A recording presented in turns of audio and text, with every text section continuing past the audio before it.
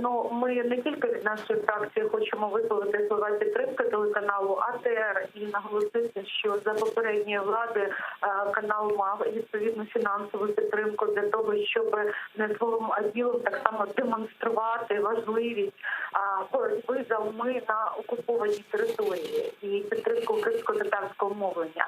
А ми і робимо кроки конкретні для того, щоб вирішити цю проблему, якій вже не перший місяць. Власне, сьогодні представник нашої фракції Олексій Гончаренко на засіданні бюджетного комітету підняв питання негайного розблокування допомоги і підтримки такої державної телеканалу АТР. Я хочу сказати, що ми знайдемо можливість підняти це питання з трибуни Верховної Ради України.